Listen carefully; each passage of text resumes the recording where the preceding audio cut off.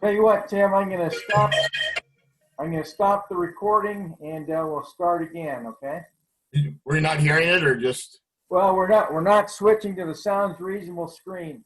Oh, okay.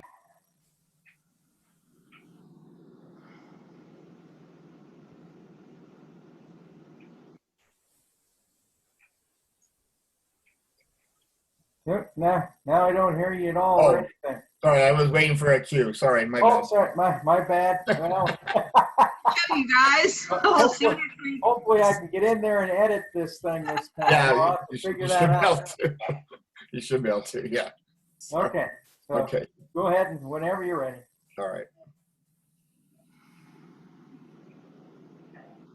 Well, why is it not? It's not wanting to share now. What the heck? All right, hang on. Let me.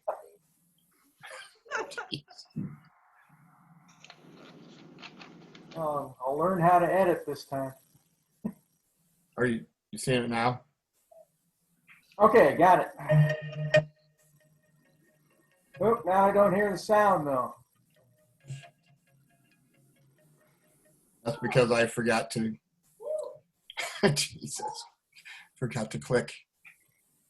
I thought I had it set. Okay, here we go.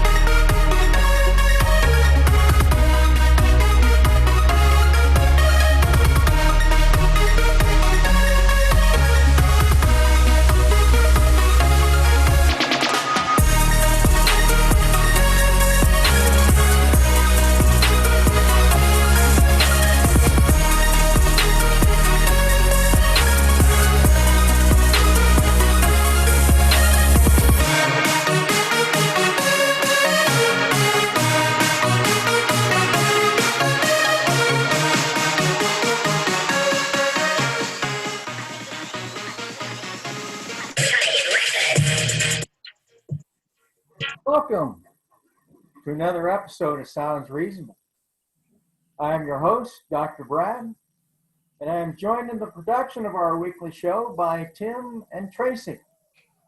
We're all members of the Free Thought community, and our Sounds Reasonable website can be found on Facebook. Do you experience frequent irrational thoughts? A pervasive belief in a divine skydad? An insatiable urge to read horoscopes, perform spells, speak in tongues, or pray? Fortunately, you are now listening to the cure for these ailments. Sounds Reasonable.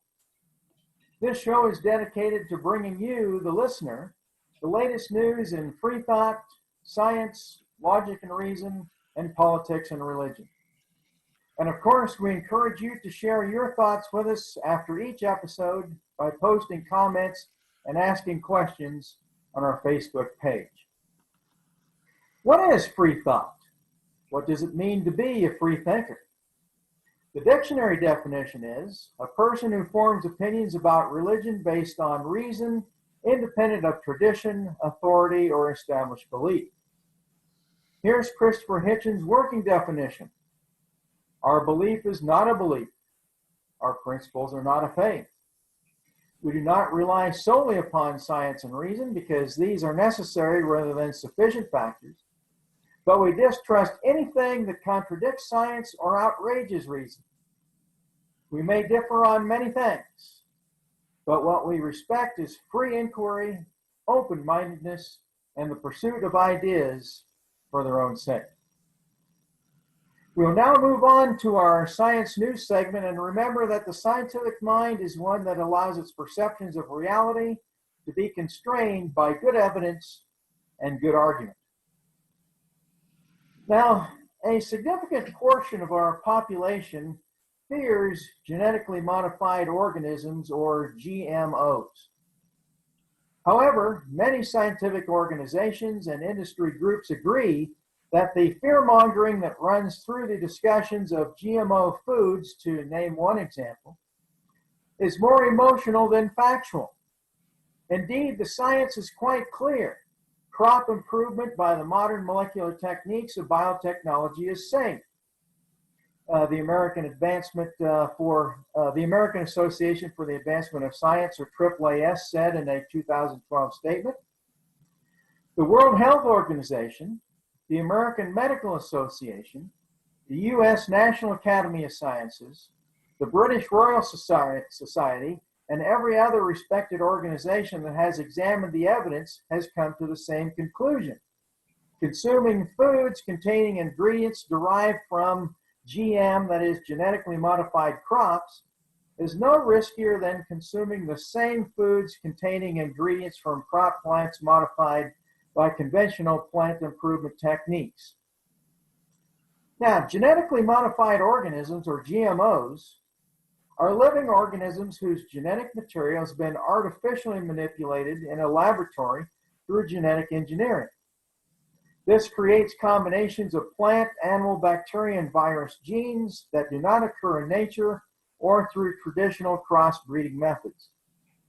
Tim has a story concerning a GMO mosquito. So Tim, fill us in. Thanks, Dr. Brad, and thanks for that important intro to GMOs and into this article today. So today's science segment is coming to us from an article in CNN Health on August 20th titled 750 million genetically engineered mosquitoes approved for release in the Florida Keys by Sandy Lamott. And I've also pulled some information from an article that published a couple days later in Science News on August 22nd, which is titled Genetically Modified Mosquitoes Have Been Okayed for a First U.S. Test Flight. I'm going to share, I have a couple things to share. I'm going to share a screen here with you to start off with here. See if we can make that run a little smoothly here. I guess I'm going to leave it just at that. Otherwise, I'll lose my script here. So in figure one here, you're seeing an adult mosquito, and to the left, and then you're also seeing a larva of the mosquito, which are aquatic. Okay, and federal and state. So we're going on with the discussion article here. So federal, state, and now local authorities have given their approval for the plan to release over 750 million genetically modified mosquitoes into the Florida Keys in 2021 and 2022. So in May, the Environmental Protection Agency gave approval to a pilot project designed to test if a genetically modified mosquito could be an alternative to spraying insecticides to control mosquitoes, specifically the Aedes aegypti mosquito. This species of mosquito is commonly known as the yellow fever mosquito, but it also is known to carry several other deadly diseases such as Zika, dengue, and chikungunya. Chikungunya. Yeah, there we go. Yes. And to kind of show you, well, why is that a concern for the U.S., if you look at the map, and on this map, it's actually showing two different species. So it's showing the Aedes aegypti and then the Aedes albiopictus. And the one that we're concerned about is the Aedes aegypti because it is one that predominantly bites humans and feeds on humans, where the albopictus will bite other animals and humans as well, but not known to carry the diseases like the Aedes aegypti. But anyway, if you notice the map there, you can see that Definitely a large portion of most of the southern United States and up into the central even have some ideas, and even a potential weekly covered in the southeast corner of Nebraska even there. Again, the Aedes mosquito live in tropical, subtropical, and some temperate climates. And because the Aedes aegypti mosquitoes live near and prefer to feed on people, they are more likely to spread viruses than any other types of mosquitoes. Of the 45 species of mosquitoes that inhabit the Florida Keys, the Aedes aegypti is especially hard to control. Even the Florida Keys Mosquito Control District with their 6 aircrafts for spraying, and they use their pesticide treatments to kill mosquitoes. They estimate only 30 to 50% of the local Aedes aegypti mosquito population is eliminated. And that's according to the district board chairman, Phil Goodman. Goodman's quoted as saying, "We can't rely on chemistry to spray our way out of this." In 2009, 2010, there were local outbreaks of dengue fever, which left the Florida Keys Mosquito Control District desperate for new options. And despite the effort from aerial spraying from trucks, backpack spraying, and then also the use of mosquito-eating fish to try to control the population, it was pretty much or largely ineffective. It was also costly. Even though the Aedes aegypti is only 1% of the mosquito population, the Florida Keys Mosquito Control typically budgets more than $1 million a year, a full 1/10 of their total funding, just to fight that mosquito. Okay, so I'm going to go ahead and stop my screen sharing there. So as a potential biological control, the Aedes aegypti problem, an Aedes mosquito, modified Aedes mosquito named OX5034, has been genetically modified to produce female offspring that die in the larva stage. And now remember, it's only the female mosquitoes that bite for blood, which she uses or needs to mature her eggs. The males feed on nectar and do not carry diseases. And Oxitec is a US-owned, British-based company that developed the genetically modified OX5034 mosquitoes. So sometime after January 1st, 2020, Florida workers will set out boxes of the OX5034 eggs in a stretch of Monroe County in Florida. The eggs will grow into normal-looking males. Then the planners hope that the OX5034 males will entice the females to mate with them, and then of course what they're calling their saboteur genetics from the males will then kill any female offspring resulting from the mating, and over time then that's going to shrink the swarms of Aedes mosquitoes, and of course any males that are born from that mating will inherit the dad's no daughter, what they call the no daughter genes, and so they will then pass that on and they kill their daughters as well. So over time, they're hoping that it just really drastically drops the Aedes population. Now, Oxitec first developed the male mosquito OX513A, which was programmed to die before adulthood unless it was grown in water that contained the antibiotic tetracycline. So that was a concern that you were using tetracycline to control that and putting that in the environment, or at least now so the batches of the sterile batches of sterile OX513A would then be allowed to live and mate with females. Then, however, the males and female offspring would inherit the killing program to die, thus limiting population growth. And then this earlier model, so to speak, the OX513A, had been field tested in the Cayman Islands, Panama, and Brazil, with Oxitec reporting a large success rate for each release. For example, a trial in an urban area in Brazil reduced Aedes aegypti by 95%. But when word spread in the Florida Keys that the mosquito was on its way, there was a public backlash, and more than 100,000 people. And again, I'm talking about that strain of the OX531A. There was a backlash about that strain. More than 100,000 people signed a Change.org petition against the proposal, and the numbers had grown to more than 242,000. So the public relations campaigns reminding Floridians that the GMO mosquito doesn't bite because he's male didn't completely solve the problem. Media reports quoted angry residents refusing to be treated as guinea pigs for the superbug or the Robo Frankenstein mosquito. So the EPA spent years investigating the mosquito's impact on both humans and health and the environment, allowing time for public input. But in the midst of the evaluation, Oxitec developed a second generation friendly mosquito with some what they call friendly mosquito technology, which and withdrew the application for the first genetically modified mosquito.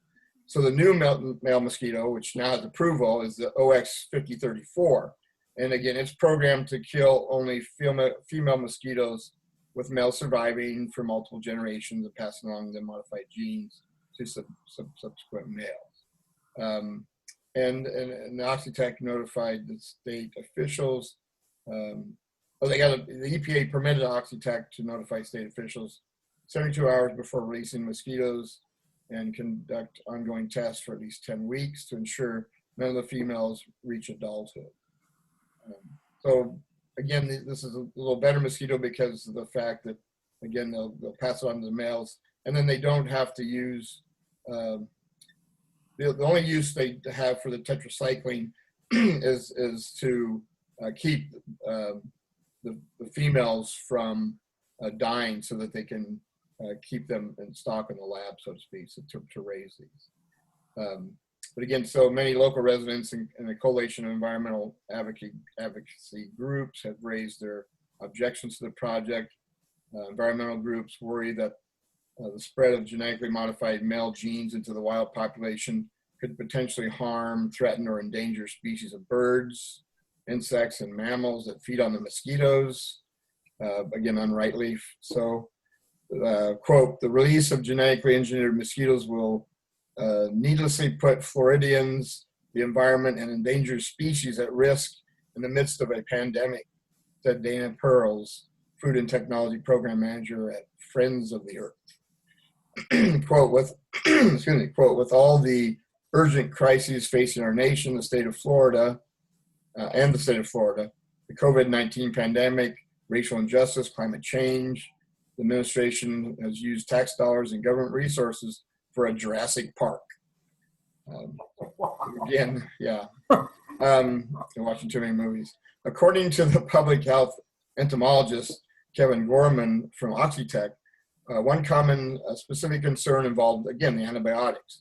To keep females in the breeding stock alive, the company adds antibiotic tetracycline to the water where the larvae develop. That suppresses the killing mechanism, which involves a protein that blocked by tetracycline. The eggs are placed in the wild where there are no antibiotics, so the daughters die. The egg parents' history with antibiotics has raised concern that egg releases might encourage the spread of antibiotic resistance, but in this case, it shouldn't be a problem. Gorman contends that it's not likely. The EPA has required testing sites at least 500 meters away from sewage plants where antibiotics show up in the waste and in theory might keep some daughters alive. The citrus orchards, which can get treated with antibiotics for their own diseases. So they're keeping away from those two places.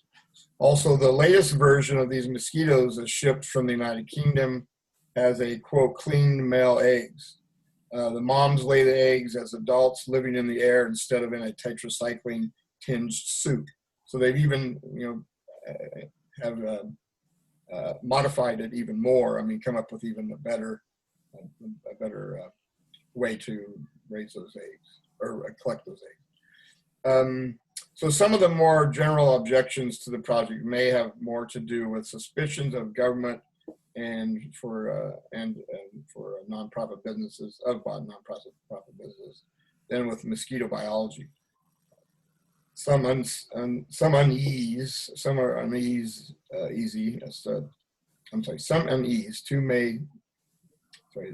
What I wrote is not making sense. Some of it may come from just the basic human reaction to risk and control, says public entomologist Natasha Armont, who has no connection with Oxitec, but has been working with mosquitoes at the University of Florida in Gainesville. Car crashes injure several million Americans a year, but driving lets people feel they're in control. Watching abundant mosquitoes being released, though not so much, to quote her. The GMO mosquito has also won federal approval to be released in Harris County, Texas, beginning in 2021. But this still is waiting for state and local approval, according to the Harris County Public Health, Sam Bissett. Dr.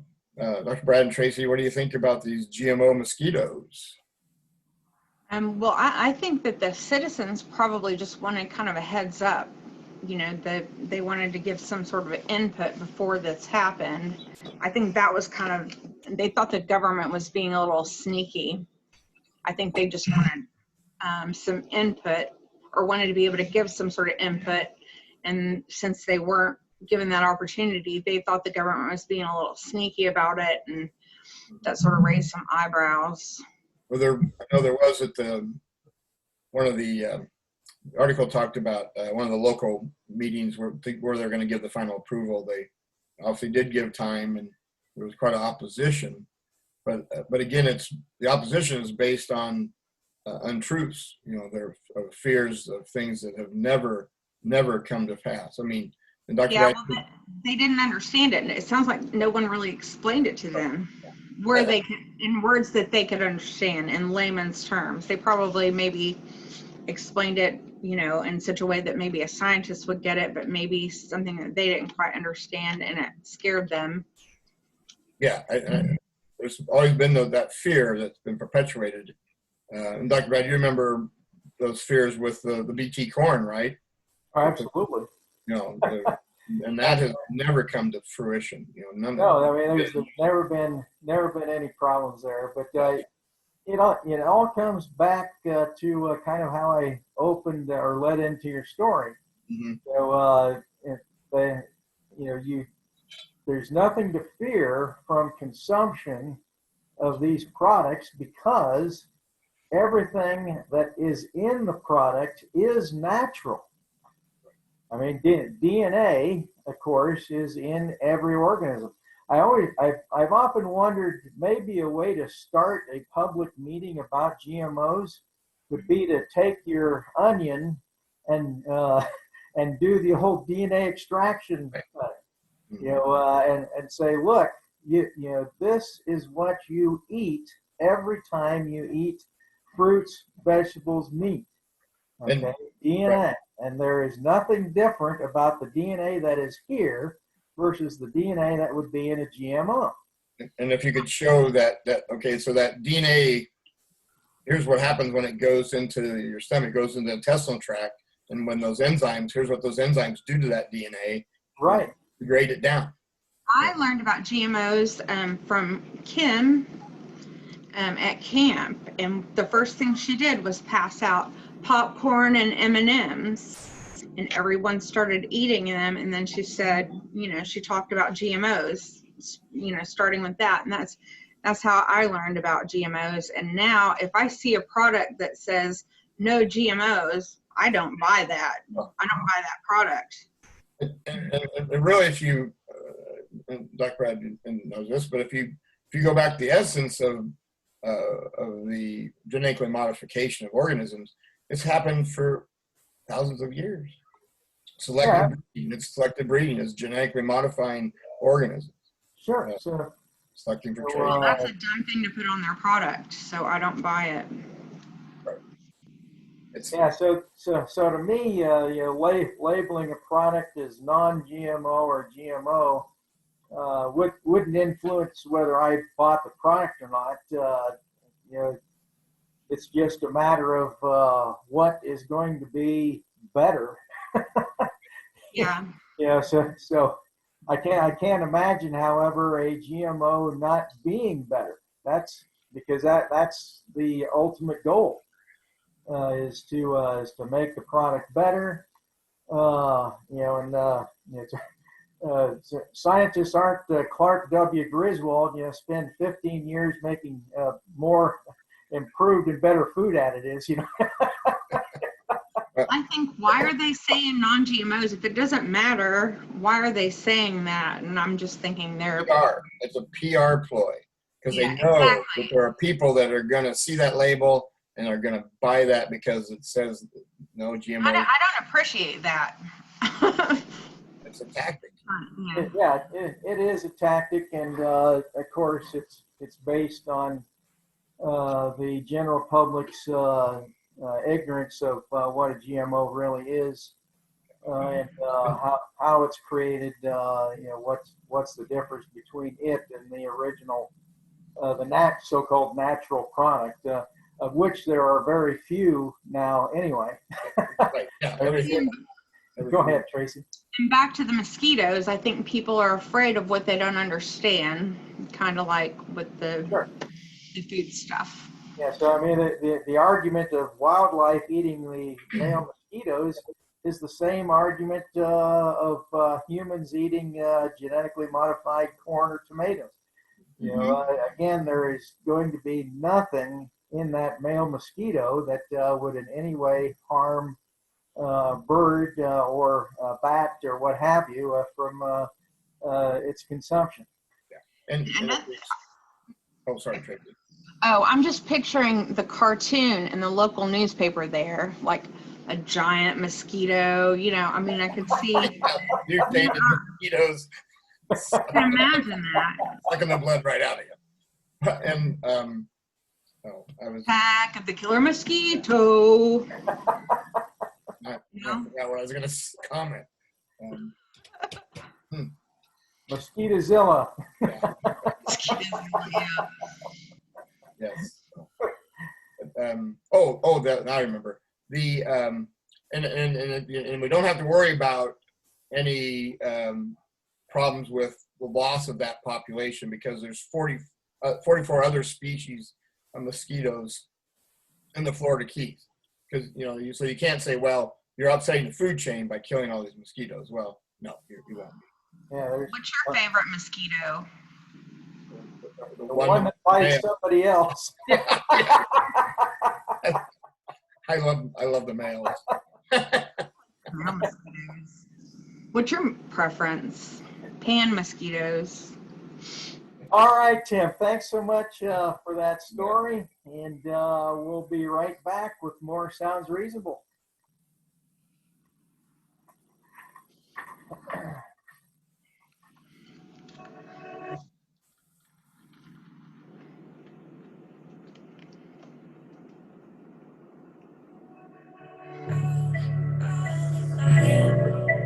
The devil's in the detail, and good inside. Oh, the holy cry. But how can I hide it without an alibi?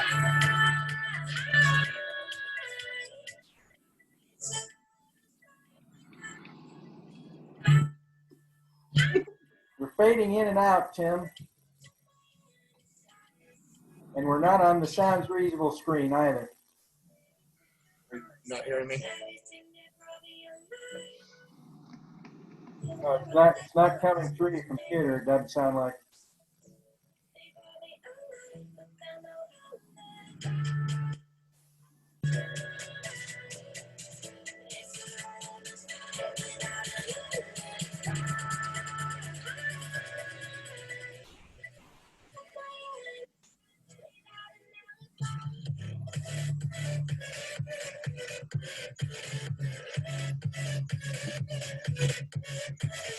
It's still not right. There we go. Now it's All right.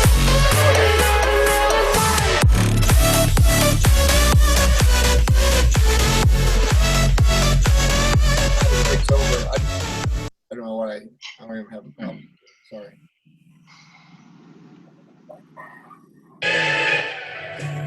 Smoking guns. Are we back? okay. So, boy, I'm gonna have a lot of editing to do. I hope I know how to do it. We never got the sounds reasonable screen up on the break. Sorry, I was muted. Start the break over and you can edit it. Yeah. So can you go? Let's go ahead and try to redo the break, Tim. Okay. I don't know what I'm doing wrong. Okay, let me make sure. Okay. Share sound. Put that. Okay, let me get Share this. screen. Yeah, let me get this back here. Set up. Okay. All right, we'll try it again.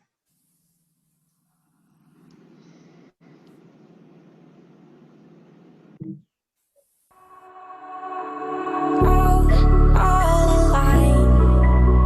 The devil's in the detail, lingered inside. Oh, a holy crime. But how can I hide you without an alibi?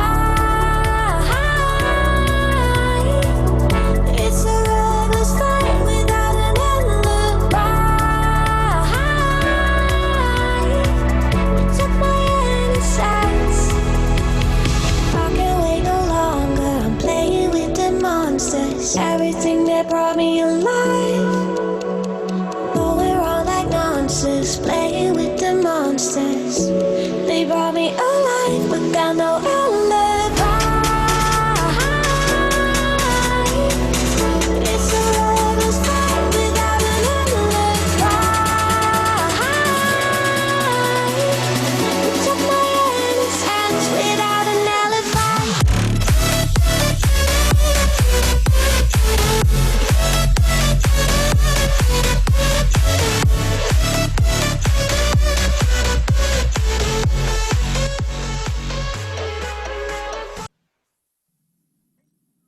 And we're back with more Sounds Reasonable on August 30th, 2020. When it comes to hypocrisy, the easiest and most prominent place to find it is in Christian evangelism. The pastors who have fallen into sin have all kinds of excuses. It was not technically illegal. It was a youthful mistake. And it was a conspiracy orchestrated by the Vatican. But none of that excuses the hypocrisy of religious authorities preaching one standard for their flock and then flaunting those rules in their private lives. Following is a top 10 list of evangelist fallen stars and the sins of which they were guilty. So Tim, if I can have the first picture here. Oh gosh, there's evangelical pastor Ted Haggard. He ranted against the evils of premarital sex, adultery, and gay marriage. That is, until he was caught in a gay sex scandal in 2006. A male escort named Mike Jones publicly claimed that Haggard had been a client for years. Not only that, Haggard had allegedly used crystal meth in front of his male lover. Next photo, please. Here's our good friend Jim Bakker, who we've talked about in the past. He was perhaps the most popular televangelist in the 1980s, though his wife Tammy Faye gave him a run for his money. That all ended when Bakker was brought down by an enormous scandal that included sexual abuse and fraud. In 1987, Bakker's secretary publicly accused the televangelist of raping and drugging her.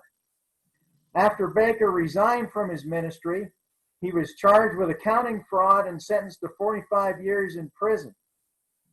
Baker was replaced by Jerry Falwell, who called his predecessor the greatest scam and cancer on the face of Christianity in 2,000 years of church history.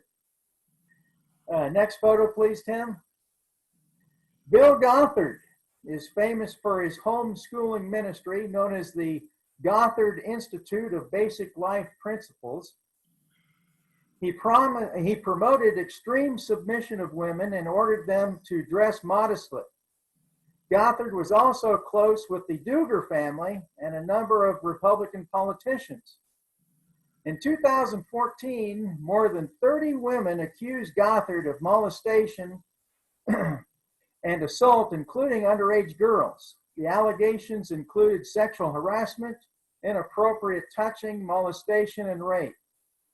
Gothard was forced to resign from his ministry, though he resurfaced on the internet with a blog in 2016. Next photo, please. Tony Alamo, rocketed to fame in the 1970s for preaching a fundamentalist interpretation of Christianity. When his wife died in 1982, Alamo went a little crazy. He displayed her embalmed body for months and claimed she would rise from the dead. And it only got worse from there. In 2009, Alamo was sentenced to 175 years in prison. Looks like he'll also need to rise from the dead. The charges included sexual abuse, transporting underage girls across state lines for sexual purposes, pedophilia, marrying an 8-year-old girl, and child rape. Alamo's defense, he was framed by the Vatican. Gross. Bob Coy. So next, there we go. There's Bob. Was the most famous evangelical pastor in Florida. His Fort Lauderdale megachurch had 25,000 members, and George W. Bush even visited Coy. But it all came crashing down in 2014 when he admitted to multiple affairs and a pornography addiction. He resigned in disgrace, but the worst was still to come. In 2017, Coy was publicly accused of molesting a 4-year-old child. Police sat on the accusation for months and dropped the inquiry without interviewing Coy. The case is still going on. And just to quickly sidelight a little bit, that's what really ticks me off is how because these are quote unquote men of God, they get away with this stuff once in a while. Right. Next photo. Dave Reynolds was a pastor at Cornerstone Bible Fellowship Church in Sherwood, Arkansas. I don't know if that's near where you live, Tracy, or not. You know where Sherwood is. Until he was caught looking at child pornography. Reynolds was 40 years old when the National Center for Missing and Exploited Children found evidence that someone in Sherwood was visiting child pornography websites. The culprit was none other than Pastor Reynolds. In 2016, Reynolds was charged with 70 counts of possessing or viewing child pornography, a felony charge. Next photo. Jimmy Swaggart, a Pentecostal televangelist, got his start on television in 1975. In the 1980s, he teamed up with Reverend Jerry Falwell, Reverend James Robeson, and Reverend Pat Robertson to use the Christian right to shape the Republican Party. So if you've ever wondered exactly how we got to where we are today, it started in 1975 with those four. Satan's agents are everywhere, according to Swaggart, and include feminists, Democrats, and rock musicians. Swaggart's fall from grace happened in 1988 when it became public that he was cheating on his wife with a New Orleans prostitute. Not only that, Swaggart was an avid consumer of porn and experimented with BDSM. So for those of you out there that aren't exactly sure what that is, that's bondage, discipline, and sadomasochism. all while condemning such immoral acts. Next photo, please. Robert Tilton was a televangelist based in Dallas and Fort Lauderdale. It came out in 1991 that he was running a scam where he asked viewers to send him prayer requests, promising to pray over each plea. An investigative report found thousands of requests dumped in a garbage bin, but not until the televangelist kept checks, money orders, and cash for himself. Tilton claimed that his enemies had stolen the documents and planted them in the trash, but no one was convinced. Next photo. Josh Duggar, the oldest child of the 19 Duggar children, eventually brought down the reality television show that had made his family famous. Duggar is not exactly a pastor like the other men on this list. However, according to his religious beliefs, he was supposed to be the religious leader for his family. But in 2015, a report surfaced that Josh had molested 5 girls as a teenager. 4 of the victims were his own sisters. Josh was also accused of cheating on his wife by paying for sex and being a member of the website Ashley Madison.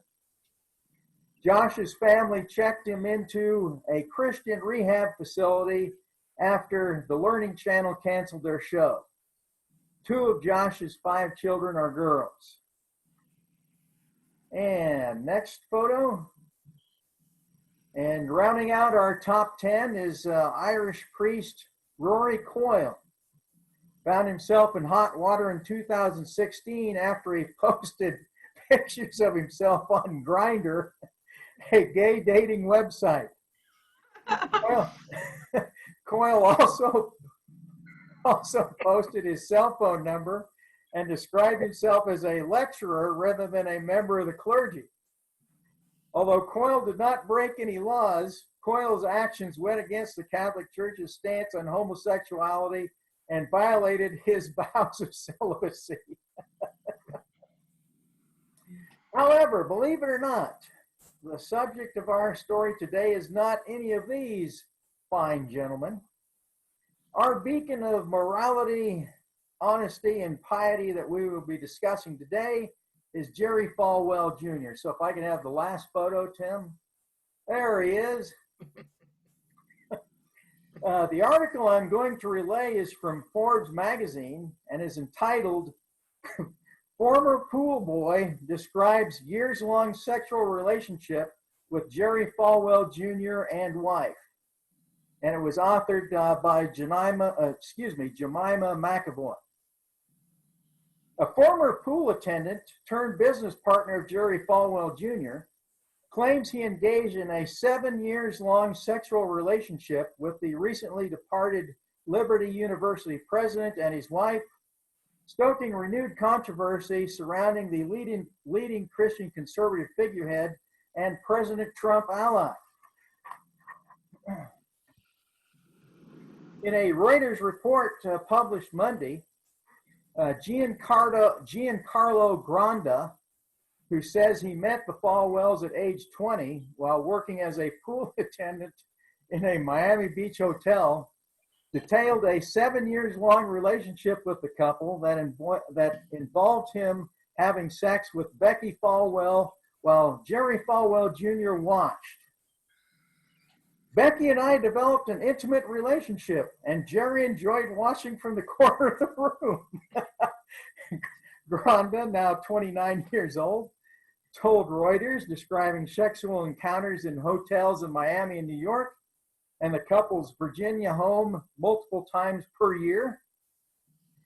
Granda provided emails, text messages, and other evidence to support his claims. After Reuters reached out to the Falwells about the claims, Jerry Falwell Jr. sent a 1,200-word statement to the Washington Examiner in which he said his wife had engaged in an inappropriate personal relationship with Granda, which he had used to try and extort money, but made no mention of his own involvement. Granda's connection to the Falwells made news in 2018 when BuzzFeed reported the details of a business they all launched together, which ended in a falling out and lawsuit in which Granda claimed he'd been wrongly cut out. On Friday, August 21st, Liberty University's Board of Trustees said it had not yet made a decision whether or not to retain Falwell as president after he was put on indefinite leave on August 7th for the emergence of a photo of him with a young woman, his pants zippered down, holding a drink with one hand and the young woman with the other, which of course we're looking at now on the left-hand panel. The university did not respond to Forbes' questions about how the Reuters report would impact the board's decision, and Jerry Falwell's lawyer, Michael Bowe, did not immediately respond to a request for comment. On Tuesday, August 25th, Falwell officially resigned as president of Liberty University. And there you have it. That's our story with religion and politics for this week. So, Tim, Tracy, your comments. So who was that girl? Now that girl, I hope I remember this right.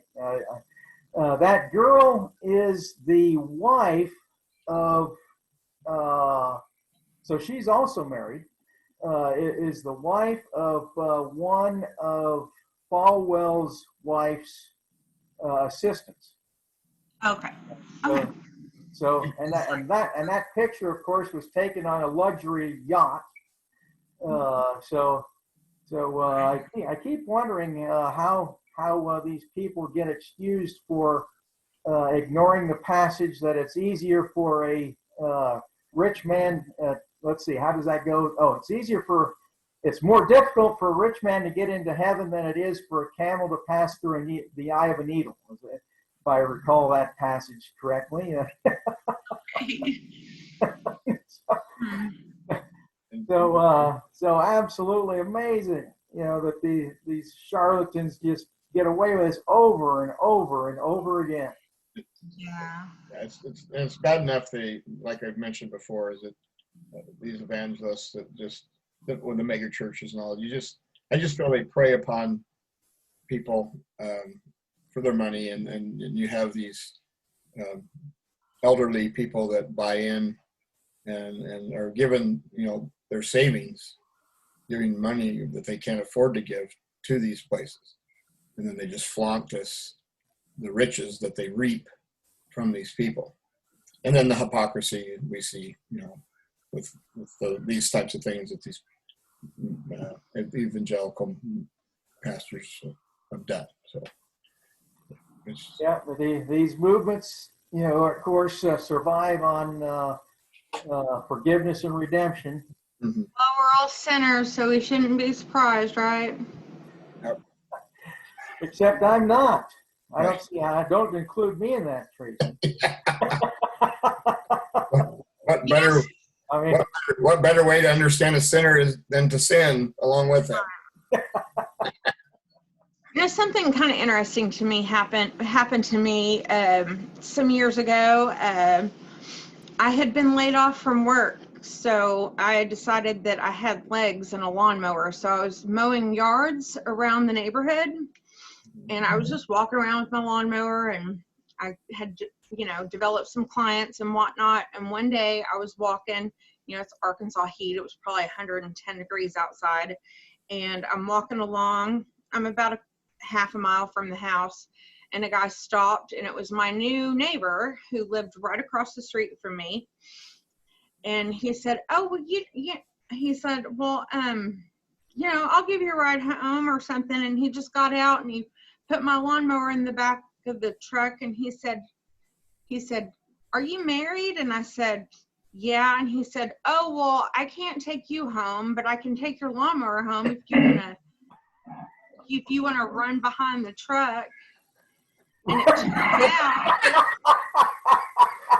it turns out he was a pastor at a church in North Little Rock. So I couldn't ride in his truck with him. couldn't because even I was ride a in the, married woman. you couldn't even ride in the back in the cab, or the, not the cab, but the, He didn't offer that. He rode my lawnmower home, but it would have been inappropriate for me to be in his pickup because I was married. And I just thought that was the creepiest thing in the world. hey, So it would have been okay if you weren't? yeah, right. That's That's what a I'm good trying to question. figure out. It would have been more okay if you Yeah, if you would have weren't, been Married too, so I don't get that whole. I didn't understand that at all. It was just so weird, so Oh. weird. remember, Pence can't be in a room alone with a woman without his wife being there, because he can't probably control his urges or whatever it is. It was remember he just said the that. weirdest Pence said thing. I mean, I've always pictured Pence as a pretty wild guy. So. Yeah. Out of control, just party animal. Yes.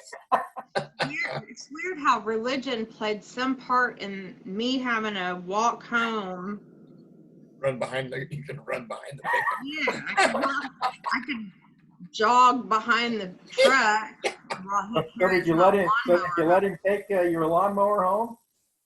I mean, he got my lawnmower home, and I, ran behind the truck.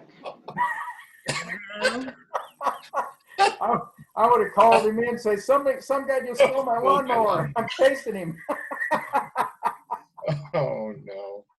But it would have been inappropriate for him to give me a ride home because I was married. He is married. He was married. Wow. Well, I mean, there's the religious mentality for you if we ever needed to spell it out. Oh my gosh. Well, I suppose we better move on. So we'll be right back after this short break.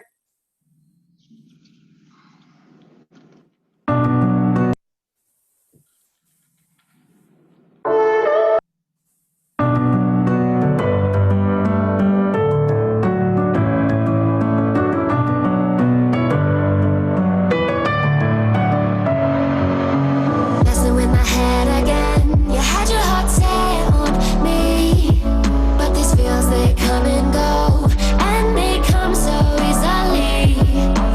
Tell me what it is about you that I can't forget, but you're breaking down my walls again just to set me free. Why do I, baby, why do I love the way you are, we always leave me? Why do I, baby, why do I love the touch but never love the feeling? Why do I, baby, why do I love the way you are, we always leave me? Why do I, baby, why do I love the touch but never love the feeling?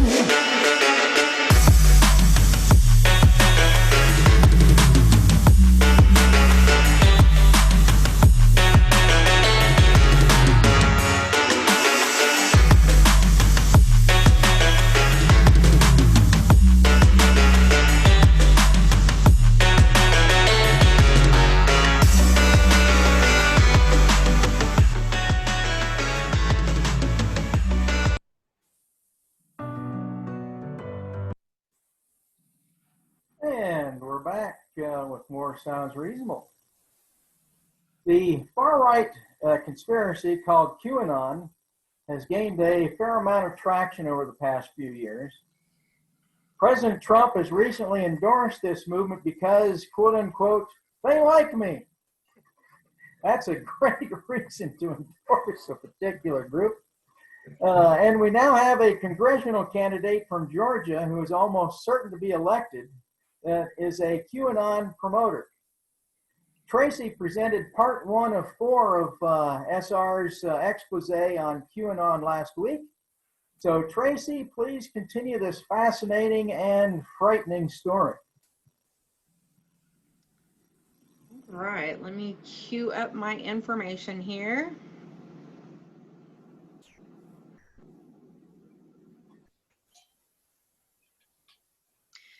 Yeah, for the first time a week or two ago, the press actually asked Trump about QAnon, and he did respond, and he actually gave them a little bit of attention, which was probably not the best idea.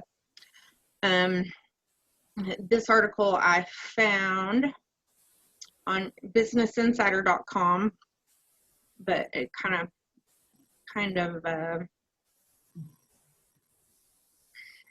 sums it up. President Donald Trump embraced supporters of the far-right QAnon movement on Wednesday evening during a White House press briefing.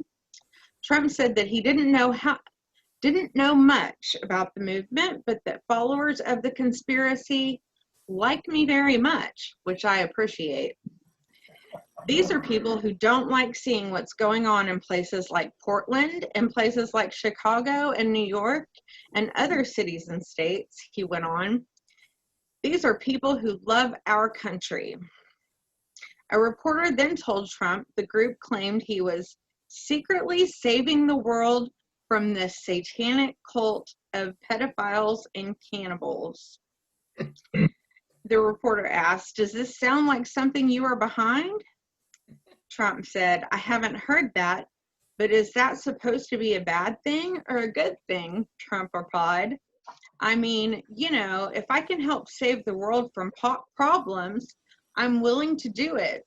I'm willing to put myself out there." He went further, saying he was in fact saving the country and the world. "We are actually," he said. "We're saving the world from a radical left philosophy that will destroy this country. And when the country is gone, the rest of the world would follow. The rest of the world would follow." The FBI warned last year that conspiracy theories like QAnon posed a domestic terrorism threat. The FBI assessed anti-government, identity-based, and fringe political conspiracy theories very likely motivate some domestic extremists, wholly or in part, to commit criminal and sometimes violent activity, the FBI said in an internal document first obtained by Yahoo News. The FBI further assesses, in some cases, these conspiracy theories very likely encourage the targeting of specific people, places, and organizations, thereby increasing the likelihood of violence against these targets. Broadly, the QAnon conspiracy theory claims the world is run by a satanic cabal of elites intent on bringing down the Trump presidency. It alleges, among other things, that the former special counsel Robert Mueller was appointed to investigate Hillary Clinton, Barack Obama, and other top Democrats who opposed Trump and the so-called American deep state tried to shoot down Air Force One before Trump's summit in North Korea last year. Some QAnon followers have been arrested and charged with violent crimes. And we touched on this last week during the first part of the series of 4 in the basically what is QAnon part of the series. In one case, a QAnon supporter was charged with murder over the death of a New York mafia leader last year. Another conspiracist was arrested earlier this year on suspicion of threatening to murder the presidential candidate Joe Biden. In June 2008, a Nevada man used an armored truck to block traffic on the Hoover Dam bypass bridge and was later arrested after fleeing to Arizona. Authorities found body armor, ammunition, rifles, and a flashbang device inside the vehicle. The FBI said the man directly mentioned the QAnon conspiracy theory after his arrest. The media also reported that he sent letters to Trump from jail that featured a QAnon slogan. The president has shared, retweeted, and otherwise promoted dozens of messages from QAnon supporters, but had not directly addressed the conspiracy theory before Wednesday. The movement is also gaining steam among Republican candidates for public office. At least 2 Republican congressional candidates who voiced support for QAnon are poised to win House seats in November. Trump's comments on Wednesday came hours after Facebook cracked down on QAnon conspiracists as part of a larger effort to police offline anarchist groups that support violent acts amidst protests, U.S.-based militia organizations, and QAnon. Earlier this month, Facebook also removed a QAnon group with 200,000 members from its platform after it violated company policy.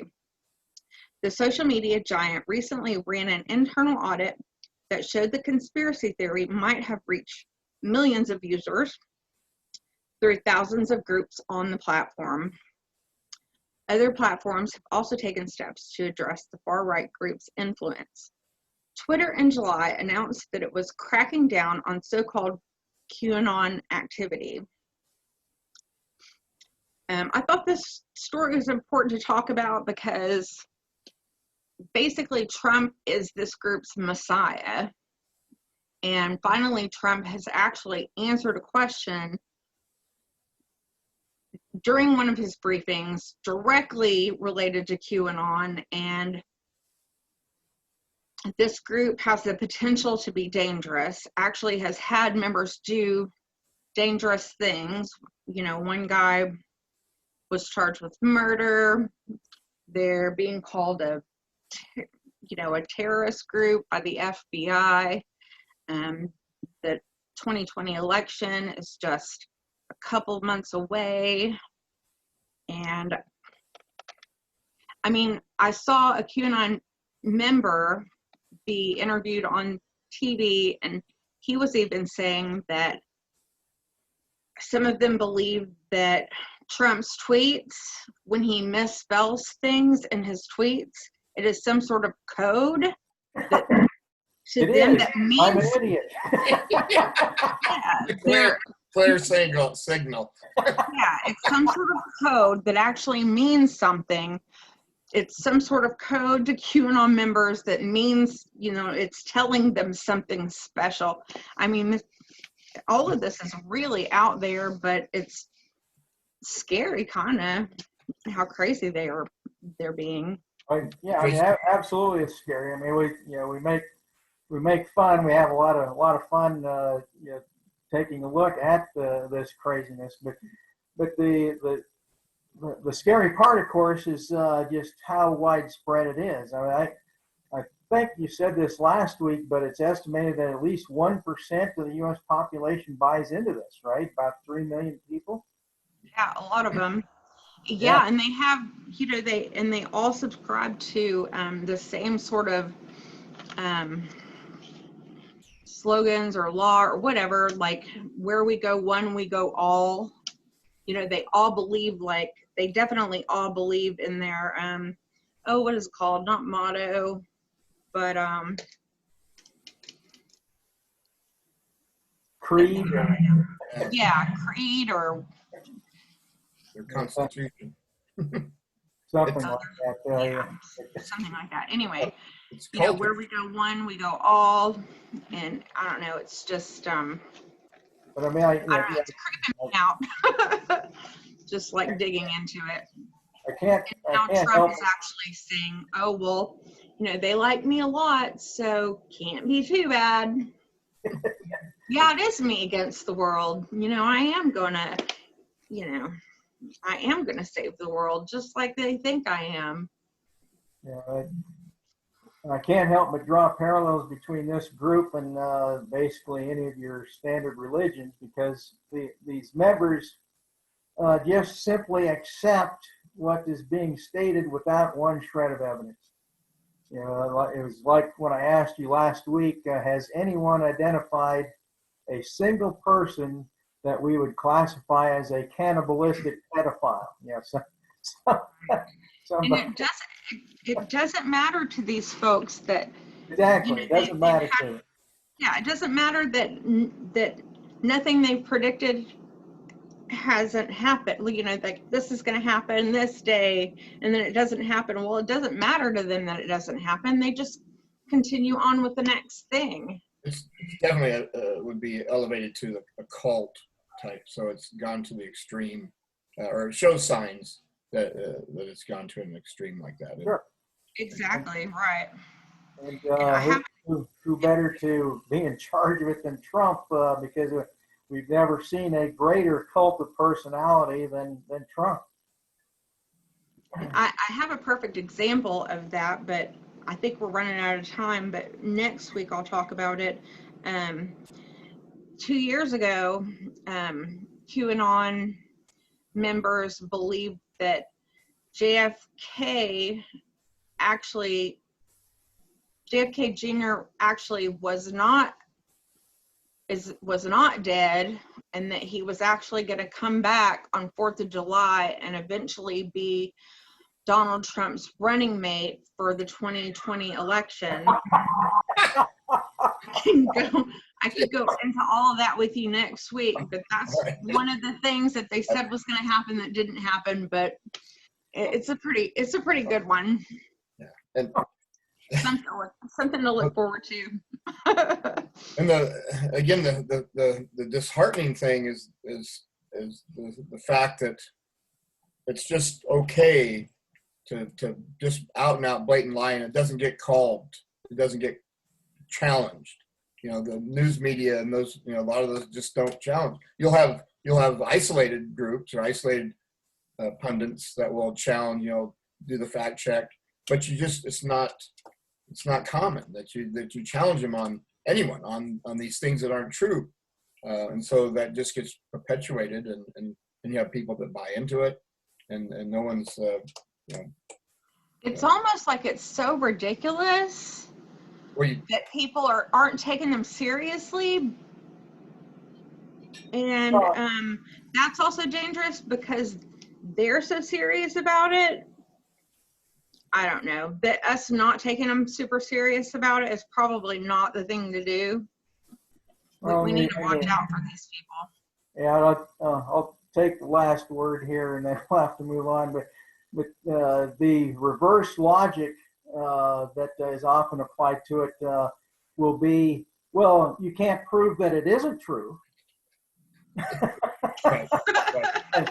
And they're right. I can't prove that Santa Claus isn't true either. But anyway, we'll have to leave it there. Tracy, thanks so much for that story, and I look forward to part 3 next week. So we'll be right back with our crazy story of the week.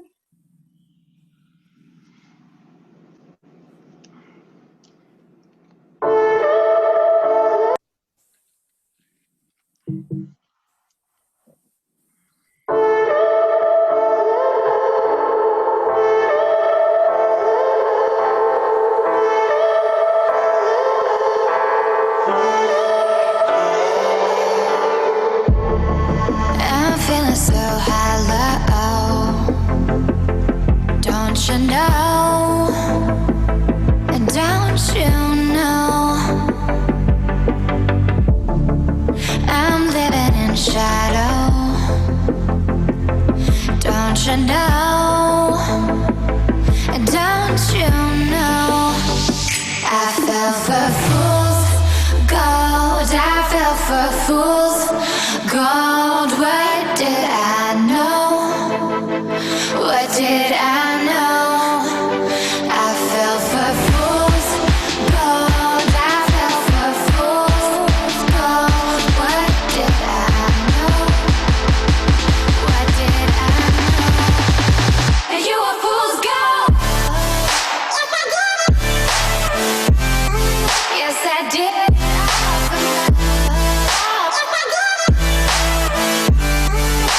I did.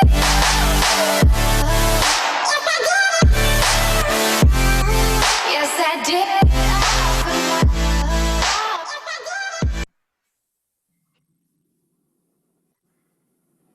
Why is it that God never tells Democrats to run for political office? Have you ever wondered that? But it seems there is no end to Republicans for which this happens. Our latest example makes our crazy story of the week. This week's story is from Pathos and was authored by the friendly atheist Hemet Metha and was published August 26th of this year. Joe Ray Perkins is the Republican candidate for U.S. Senate in Oregon. That's crazy in itself. But hoping to defeat incumbent Senator Jeff Merkley. She's also famous for taking the QAnon oath, expressing vocal support for the wild conspiracy theory slowly permeating the GOP. We'll have to look up what the QAnon oath is. I don't know what that is, but it could be interesting. But during an interview last week with the Christian group The Higher View, Perkins explained how she came to run for office in the first place. God spoke to her in a hotel room in 2009. Seriously. I was in Phoenix, Arizona on a business trip, and this was either January 8th or 9th, 2009. Now, you might think that you'd remember the exact date if this really happened to you, but anyway, she's a little confused. Maybe it happens quite often. Maybe it's at 11:59 on the 8th. I had just returned to my hotel room, traveling solo, having dinner, turned on the TV, and they're showing the U.S. senators getting nominated or not nominated, sworn in. And I looked at the TV and I said, what an incredible honor. I started tearing up just like this. I said, what an incredible honor to be sworn in as a United States Senator. And what I'm about to say, because I know this is getting broadcast everywhere, I believe that if we listen, we can hear the voice of God, because the Lord says, my sheep hear my voice. I audibly heard a whoosh in my hotel room. This was in January. It was not the heater. The heating system was not in the ceiling. And I heard the Lord say, plan on making a run to go to Washington, D.C., U.S. Congress, 5 to 6 year time frame. I looked up, I said, what? Okay. Bye. And that was how the journey officially began. For a moment, I thought she thought she heard a bush, but no, it was a whoosh. But it's not like it would make a difference. Basically, the voices in her head told her to run, and that's why she's lost every election since, including the ones she ran for 5 to 6 years after that conversation with God. Merkley is in a seat so solidly blue, the GOP isn't even seriously considering Perkins winning it. So I guess God is playing a practical joke on her.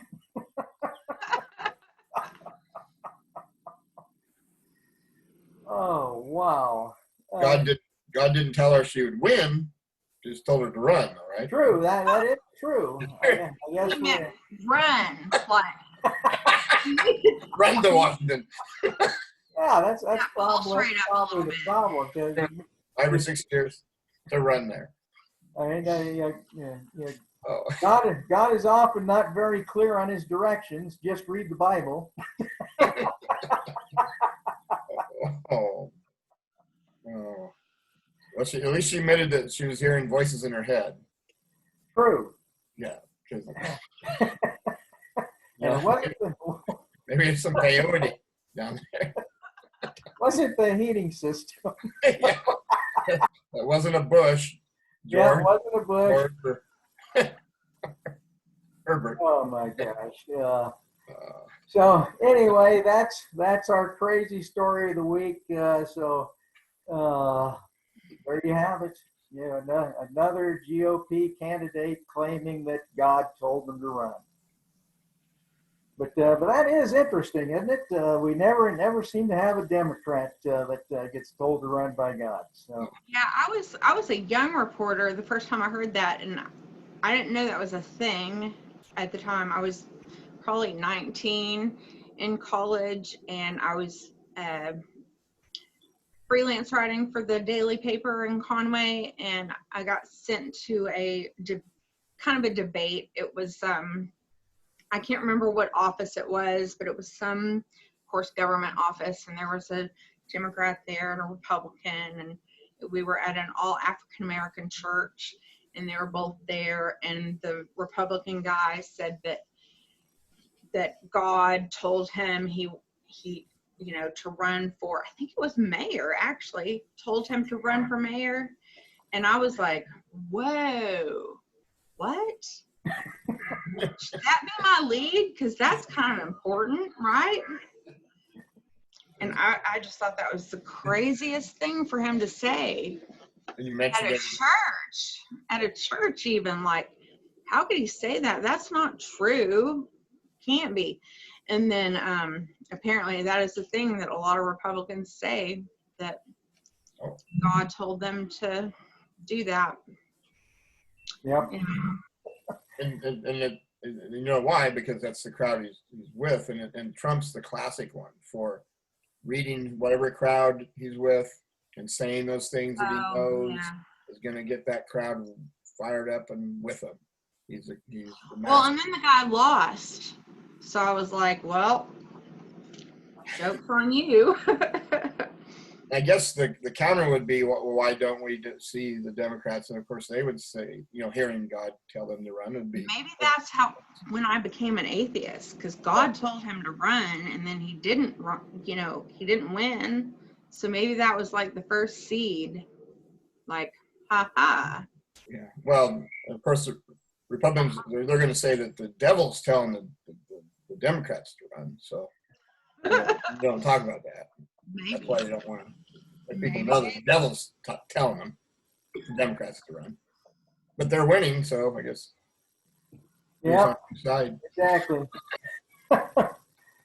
Oh wow, yeah, it's amazing, absolutely amazing that this stuff continues in 2020, for crying out loud. Yeah. There you have it. So that'll wrap us up for this week. If you've enjoyed our program, please pass the word to your friends and associates, believers and non-believers alike. Again, just a reminder that you are welcome to post questions and comments on our Facebook page. Remember, there is a big difference between having good reasons for what one accepts to be true and having bad ones. Incidentally, this is the only distinction one needs to become a strict atheist. This has been Dr. Brad for Tracy and Tim saying so long. Yeah.